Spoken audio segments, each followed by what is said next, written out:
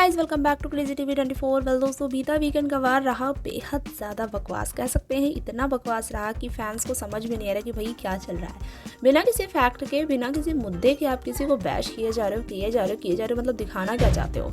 और जो लोगों को लिटरली बोलना चाहिए उन लोगों को आप महान दिखा रहे हो।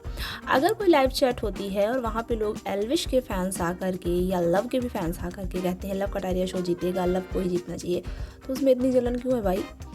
ऐसा ही कुछ इमेजिन करते हैं अनिल कपूर कि वहाँ पे सब कहते हैं सिस्टम 2.0, ऐसी लाइव चैटिंग में चीज़ें होती हैं। और अगर तुम्हारे अंदर हिम्मत है, लव से कहते हैं, तो तुम सभी से हाथ जोड़ के कह दो कि भाई एल्विश फैंस तुमको ना सपोर्ट करें। कि क्या उनका मतलब हुआ? मतलब लोग जान पहचान के अगर एक दूसरे के जाते हैं तो उनके फैंस एक दूसरे को सपोर्ट करते हैं। वो हर साल देखने को मिला है, कोई साल नई चीज़ नहीं है।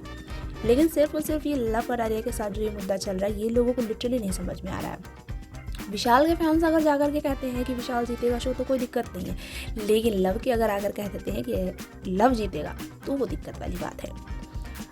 आपको बता दें, इससे पहले जब बिग बॉस में एल्विश आए थे तो लव ने पूरा जिम्मेवारी अपने पर लिया था और बहुत अच्छे से उसे हैंडल किया था पीआर को।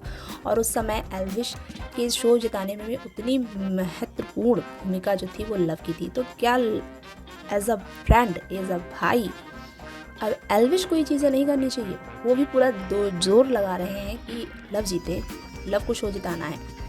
तो ये तो हो गया एक दूसरे के लिए भाईचारा। लेकिन यहाँ पे जो अनिल कपूर समझा रहे हैं वो भाई किसी के पल्ले नहीं आ रहा है। ऐसा पहली बार नहीं हुआ कि दूसरे के फैंस दूसरे को सपोर्ट कर रहे हैं, और ये ऐसा कई बार हुआ है। सीजनल में हर साल एक दूसरे के जान पहचान के लोग आते हैं तो दूसरे के फैंस जोर लगाते हैं। ऐसा पहली बार नहीं हुआ है। लेकिन यहाँ पे बात हो रही है एल्विश आर्मी की, तो एल्विश ज़्यादा लग रहा है बिग बॉस कम।